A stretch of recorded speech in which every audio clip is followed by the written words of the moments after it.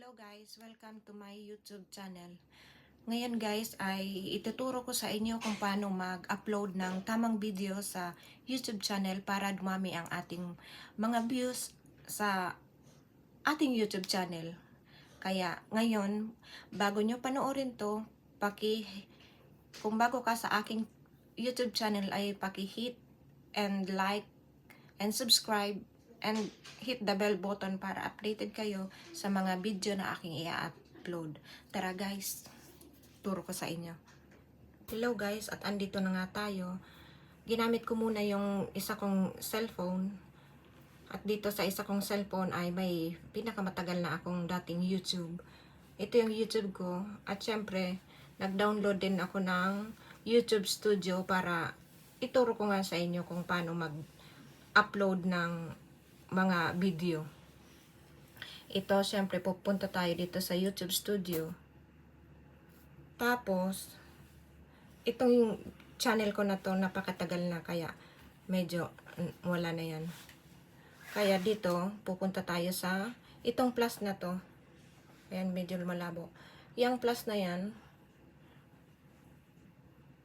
syempre, pag pinindot mo yun, pupunta na yun mismo sa gallery o doon sa mga video. Pindutin lang natin kung ano ang gusto nating i-upload.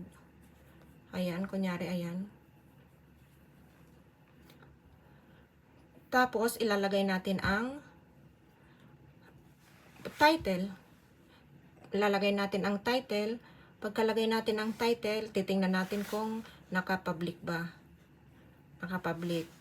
Kapag naka-private ay syempre, ikaw lang makakakita niyan, kaya ipapublic natin. Balik natin dito. Tapos, kung gusto niyo naman ng may mag-comment doon sa in-upload nyo, pindutin nyo lang itong comment. Ayan, pindutin ng comment, i-on natin ito.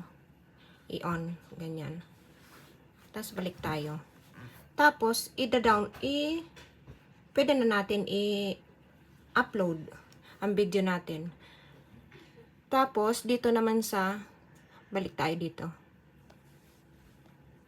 Dito naman, kaya nabubulol ako. Mas maganda talaga na may YouTube Studio kasi dun mo makikita yung mga channel analytics mo, yung mga views mo, ganyan.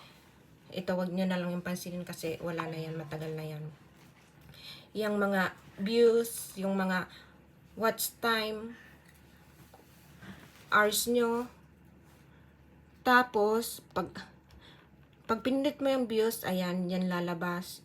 Ayan na, yung mga watch kung pirang oras yung napanood yung video mo. Tapos, dyan mo makikita kung ilan ang subscriber mo. Ayan. Kaya, mas maganda na mag-upload tayo ng video sa YouTube Studio kasi doon na rin chine-check ni YouTube na kung may copyright ka para maiwasan natin yung mga ganun. Kaya, ayun, hanggang dun lang ang aking maituturo base sa aking kaalaman.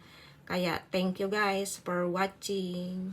Don't forget to like and subscribe and hit the bell button para sa susunod na video na aking i-upload ay mapanood natin. Thank you. Bye.